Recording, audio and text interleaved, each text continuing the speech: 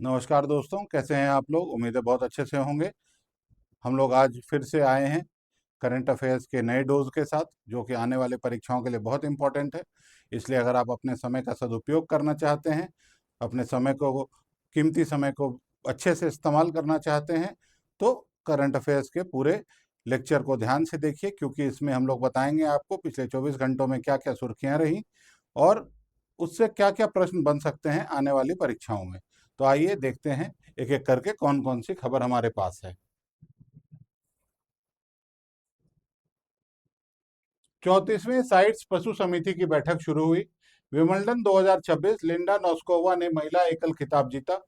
PM Svanidhi के तहत देश के पहले स्ट्रीट फूड हब की घोषणा हुई। निडार 2.0 लॉन्च हुआ। डिब्रीगढ़ वाइल्ड लाइफ सेंचुरी का उन्नयन हुआ। ट्राई और डिपार्टमेंट ऑफ पोस्ट की साझेदारी हुई है। ऑस्ट्रेलिया लौटाएगा भारत की 3 प्राचीन कलाकृतियां। अभी आपको पता होगा कि हमारे प्रधानमंत्री 3 देशों के दौरे से लौटे हैं और इसी क्रम में वो ऑस्ट्रेलिया के दौरे पर भी थे। उसी दौरान ये फैसला लिया गया है। आइए देखते हैं कौन कौन सी खबर है और उन खबरों का थोड़ा सा डिटेल में हम लोग समझते हैं। पहली खबर है पशु समिति से संबंधित। ये खबर क्या है, हम लोग एक बार देखते हैं। 34वीं साइट्स पशु समिति की बैठक शुरू हुई है। 34वीं साइट्स पशु समिति की बैठक शुरू हुई है। क्या है साइट्स, क्या है, पहले हम लोग ये समझते हैं कि साइट्स है क्या। ठीक है, convention on international trade in endangered species, ये साइट्स का फुल फॉर्म है, जिस जो कि स्टैटिक जीके के लिए बहुत इंपॉर्टेंट है, ध्यान रखेंगे इसको। कि 34वीं एनुअल कमेटी AC34 की बैठक शुरू हुई है। इसमें सदस्य देशों के वैज्ञानिक, वन्य जीव विशेषज्ञ और नीति निर्माता संकटग्रस्त पशु प्रजातियों के संरक्षण तथा अंतर्राष्ट्रीय वन्य जीव व्यापार के नियमन पर चर्चा कर रहे हैं। ये एक एनिमल प्रोटेक्शन के लिए ये एक पहल की गई है और एक मीटिंग हो रही है, जिसमें कि पशु विज्ञानी भी साथ में है, संरक्षक भी साथ में है और जो नीति निर्माता हैं प्रत्येक देश के, वो भी साथ में है। और इन सभी लोग बैठ के बैठक कर रहे हैं और डिसाइड कर रहे हैं कि कौन कौन से फैसले लेने चाहिए इंडेंजर्ड स्पीशीज को बचाने के लिए।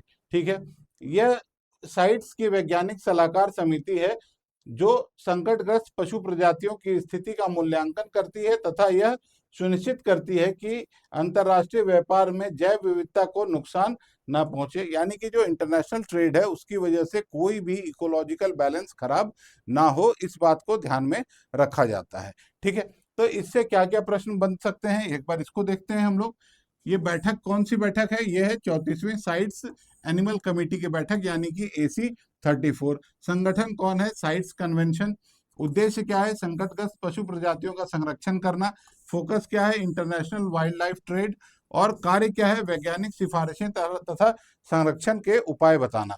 संरक्षण के उपाय बताना। ठीक है, अगले खबर की तरफ हम लोग बढ़ते हैं। अगली खबर खेल के जगत से है। खेल जगत, टेनिस के जगत में बहुत ही विख्यात टूर्नामेंट है जिसका नाम है विंबलडन। विंबलडन 2026 को अपना पहला महिला एकल विजेता मिल गया है और वो कौन है?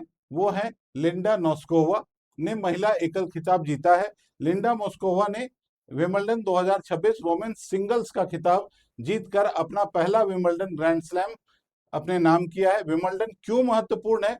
क्योंकि ये सबसे पुराना टेनिस का एक आप कह सकते हैं टूर्नामेंट है। विंबलडन विश्व का सबसे पुराना और प्रतिष्ठित ग्रैंड स्लैम टेनिस टूर्नामेंट है, जिसका आयोजन प्रतिवर्ष लंदन, यूनाइटेड किंगडम में ग्रास कोर्ट पे किया जाता है। ये ध्यान रखेंगे, ग्रास कोर्ट पे किया जाता है। कुछ ग्रैंड स्लैम क्ले कोर्ट पे होते हैं, कुछ रेड सॉइल पे होते हैं, लेकिन विंबलडन जो है वो ग्रास कोर्ट पे खेला जाता है। ये एक महत्वपूर्ण स्टैटिक जीके है इस खबर से निकलने वाला। ठीक है, अब देखिए विजेता कौन है? Linda Noskova. कौन सी प्रतियोगिता थी? विंबलडन 2026। स्थान कौन सा था? London, United kingdom. कोर्ट कौन सा यूज होता है? ग्रास कोर्ट, ये ध्यान रखेंगे, इंपॉर्टेंट है। आयोजक कौन है? All India club. और विशेषता क्या है? विश्व का सबसे पुराना ग्रैंड स्लैम होने का सौभाग्य प्राप्त है किसको? विंबलडन को। तो इसमें दो तीन बातें हैं जो ध्यान रखनी है। लिंडन मोस्कोवा ने जीता है, एक चीज। दूसरा, विंबलडन कहाँ खेला जाता है? इंग्लैंड में। ठीक है, इसके अलावा ये ग्रास कोर्ट का टूर्नामेंट है और ये सबसे पुराना टूर्नामेंट है जो कि ग्रैंड स्लैम के तहत माना जाता है। ग्रैंड स्लैम में और कौन कौन से आते हैं? US open, French open, Australian open, इसके अलावा विंबलडन। ये चार जो हैं ये ग्रैंड स्लैम टूर्नामेंट्स माने जाते हैं टेनिस के जगत में, जिसमें से कि विंबलडन जो है वो सबसे पुराना है, ध्यान रखेंगे। अगले खबर की तरफ हम लोग बढ़ते हैं। अगली खबर आ रही है पीएम स्वनिधि के तहत स्ट्रीट हब, स्ट्रीट फूड को एक स्ट्रक्चर देने की बात हो रही है। यहाँ पे पीएम स्वनिधि के तहत देश के पहले स्ट्रीट फूड हब की घोषणा की गई है। क्या हुआ है? केंद्र सरकार ने पीएम स्वनिधि स्कीम के अंतर्गत देश के पहले स्ट्रीट फूड हब स्थापित करने की घोषणा की है।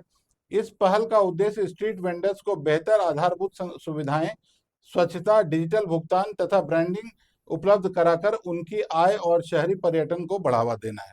कहानी क्या है इसमें? क्या खबर है हमारे पास? एक पीएम स्वनिधि योजना है जिसके तहत क्या किया जा रहा है, जिसके तहत कि जो स्ट्रीट वेंडर्स हैं हमारे, जो हमारे शहर के विभिन्न चौक चौराहों पे हमको दिखते हैं, उनके लिए एक संगठित व्यवस्था बनाई जा रही है, जिसके तहत उनको क्या होगा, उनको उनकी ब्रांडिंग की जाएगी, उनको स्वच्छता के पाठ पढ़ाए जाएंगे, उनको FSSAI जो फसाई है, फसाई के रेगुलेशन समझाए जाएंगे, और इसके तहत क्या होगा, उनको डिजिटल भुगतान के तौर तरीके सिखाए जाएंगे। ये सारा चीज करने पर वो एक संगठित आधारभूत संरचना डेवलप हो जाएगी, और इससे शहरी विकास को भी फायदा मिलेगा और जो हमारे वेंडर भाई हैं उनकी भी आय बढ़ेगी। तो ये बहुत ही अच्छी पहल है। कौन सी योजना है? योजना है पीएम स्वनिधि स्कीम। पहल क्या है? Street food hubs. लाभार्थी कौन होंगे? Street vendors.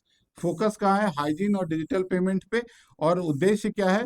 अर्बन लाइवलीहुड में सुधार, यानी कि शहरी जो व्यवस्था है, शहरी जो रोजगार परक व्यवस्थाएं हैं उसको और सुदृढ़ बनाना काम है इसका। ठीक है, आगे बढ़े अगली खबर की तरफ। अगली खबर जो आ रही है वो है निडार 2.0 लॉन्च हो गया है। निडार है क्या, पहले हम लोग ये समझते हैं। ये एक ड्रोन टेक्नोलॉजी से संबंधित टेक्नोलॉजी है। देखते हैं निडार 2.0 क्या है। सरकार ने निडार 2.0, निडार क्या है? National innovation challenge for drone application and research. याद रखेंगे इसको, national innovation challenge for drone application and research नामक उन्नत drone based technology platform launch किया है। ये लॉन्च हो गया है निडार 2.0 के नाम से। ठीक है, इसमें क्या है? यह प्लेटफॉर्म निगरानी, mapping, infrastructure, inspection, disaster management में आधुनिक ड्रोन टेक्नोलॉजी का उपयोग करेगा। यानी कि ये बहुउपयोगी एक प्लेटफॉर्म होगा, जिसके तहत हम लोग क्या कर सकते हैं? मैपिंग कर सकते हैं, इंफ्रास्ट्रक्चर का इंस्पेक्शन कर सकते हैं, डिजास्टर मैनेजमेंट कर सकते हैं, और कई सारे इसके और भी इस्तेमाल हैं, जिसमें कि इस प्लेटफॉर्म के तहत हम लोग ड्रोन को भी इन कामों में इस्तेमाल कर पाएंगे। प्लेटफॉर्म का नाम क्या है? प्लेटफॉर्म का नाम है निडार 2.0।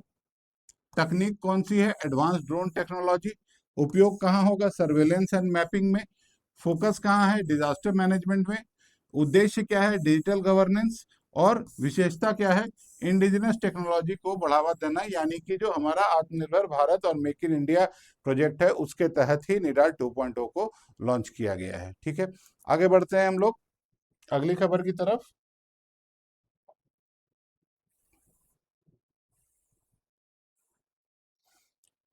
अगली खबर वाइल्ड लाइफ सेंचुरी से रिलेटेड है, जिसमें क्या किया गया है? जिसमें एक वाइल्ड लाइफ सेंचुरी है डेवरीगढ़, जो उड़ीसा में है। डेवरीगढ़ वाइल्ड लाइफ सेंचुरी का उन्नयन किया गया है, यानी कि इसको और एडवांस बनाया गया है, इसको और डेवलप किया गया है, इसमें और भी चीजों को ऐड किया गया है।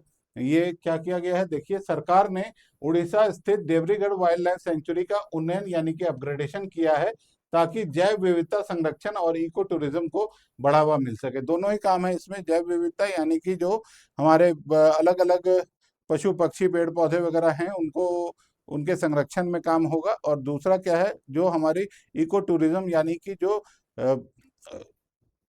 प्रकृति के साथ जो हम लोग पर्यटन करते हैं उसमें भी बढ़ावा मिलेगा। इस परियोजना के से वन्य जीव संरक्षण, आवास प्रबंधन तथा पर्यटकों के लिए बेहतर सुविधाओं का विकास हो पाएगा।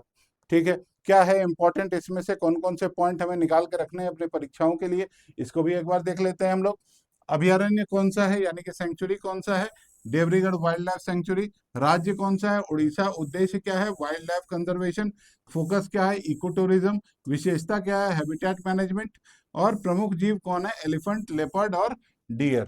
ये ध्यान रखेंगे। आगे चलते हैं हम लोग अगली खबर की तरफ। अगली खबर आ रही है ट्राई और डिपार्टमेंट ऑफ पोस्ट के बीच में जो साझेदारी हुई है, जो एक योजना के तहत, वो क्या है देखते हैं। ट्राई और डिपार्टमेंट ऑफ पोस्ट की साझेदारी हुई है। ट्राई और डिपार्टमेंट ऑफ पोस्ट ने देश भर में ग्रामीण दूरसंचार नेटवर्क और सर्वेक्षण करने के लिए साझेदारी की है। ये क्या खबर है हमारे पास? ट्राई जो है, telecom regulatory authority of India, इसने डिपार्टमेंट ऑफ पोस्ट के साथ मिलकर एक साझेदारी की है। और उसका उद्देश्य क्या है, वो क्यों किया गया है ऐसा, इसके पीछे कारण ये है कि जो ग्रामीण इलाकों में जो हमें नेटवर्क की प्रॉब्लम होती है, उन नेटवर्क को सुदृढ़ करना, और दूसरा सर्वेक्षण करना, यानी कि सर्वेलेंस करना, कि दोनों काम के लिए ये इम्पोर्टेंट है। ठीक है। यह सर्वेक्षण ग्रामीण क्षेत्रों में मोबाइल एवं ब्रॉडबैंड कनेक्टिविटी का आकलन करेगा और डिजिटल डिवाइड को कम करने में मदद करेगा। यानी कि जो डिजिटल डिस्क्रिपेंसी है, डिजिटल में जो अनियमितता है, डिजिटल इंडिया के को सफल बनाने में, यानी कि ग्रामीण क्षेत्रों में जो ब्रॉडबैंड की प्रॉब्लम आती है, कनेक्टिविटी की प्रॉब्लम आती है, उन सभी कमियों को दूर करने के लिए ये जो साझेदारी हुई है, ये महत्वपूर्ण हो जाती है। अगली खबर की तरफ चले हम लोग। इसमें साझेदार कौन है? ट्राई और डिपार्टमेंट ऑफ पोस्ट। उद्देश्य क्या है? रूरल टेलीकॉम सर्वे। फोकस कहाँ है? डिजिटल कनेक्टिविटी पे। पहल कौन सी है? डिजिटल इंडिया, जैसा मैंने आपको पहले बताया था। इसका कवरेज पूरे भारत में है। और लाभ कहाँ होने वाला है? जो सुदूर ग्रामीण इलाके हैं, यानी कि रिमोट विलेजेस में इसका फायदा ज्यादा मिलने वाला है।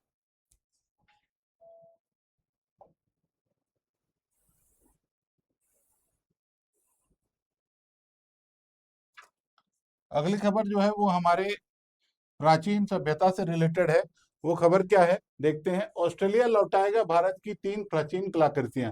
ऑस्ट्रेलिया ने भारत की 3 प्राचीन कलाकृतियां, यानी कि एंशियंट इंडियन आर्टिफैक्ट, वापस लौटाने की घोषणा की है। यह निर्णय भारत ऑस्ट्रेलिया सांस्कृतिक सहयोग को मजबूत करेगा और अवैध पुरावशेष व्यापार के विरुद्ध वैश्विक प्रयासों को बढ़ावा देगा। एक बात समझने योग्य है इसमें कि भारत जो है वो हमेशा से ये चाहता है कि विश्व के जो ब्लैक मार्केट में जो रूरल ओल्ड पुराने एंशियंट आर्टिफैक्ट्स की जो अवैध व्यापार होता है, उस पर रोक लगे। और इसी तरह से भारत से जो अवैध रूप से भेजी गई कलाकृतियां हैं ऑस्ट्रेलिया में, उसको ऑस्ट्रेलिया वापस करके यह एक संदेश दे रहा है कि ऑस्ट्रेलिया भी जो अवैध कारोबार है, अवशेषों, पुराने आर्टिफैक्ट्स को लेके के स्मगलिंग से रिलेटेड, उसको बंद किया जाए।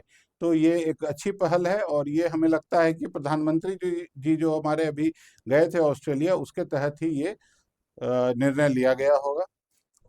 कौन कौन से देश हैं इसमें? देश कौन सा? ऑस्ट्रेलिया क्या लौटा रहा है? 3 पुराने आर्टिफैक्ट्स, यानी कि 3 इंडियन एंशियंट आर्टिफैक्ट। उद्देश्य क्या है? Cultural heritage protection.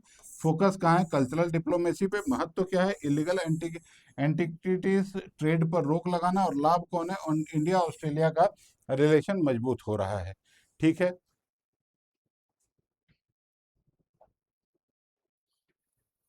तो ये थी कुछ खबरें जो कि पिछले 24 घंटों में सुर्खियां बटोर रही थी। उम्मीद है आपको अच्छा लगा होगा। इससे बनने वाले प्रश्नों और इम्पोर्टेंट पॉइंट्स को भी हमने ध्यान में रखा। इन प्रश्नों को इन प्रश्नों को आने वाली परीक्षाओं के लिए जरूर तैयार करके जाइएगा। आपका उम्मीद है आपका समय व्यर्थ नहीं हुआ होगा। आपको अगले कोई स्पेशल सेशन अगर आपको चाहिए होगा किसी टॉपिक पर, तो ज़रूर बताएंगे कमेंट्स में। वीडियो आपको अच्छा लगा तो लाइक कीजिए, अपने दोस्तों के साथ शेयर कीजिए, चैनल को सब्सक्राइब कीजिए और बेल आइकन को जरूर प्रेस कीजिए, ताकि आने वाली सभी वीडियोस आप तक पहुंच जाएं ससमय।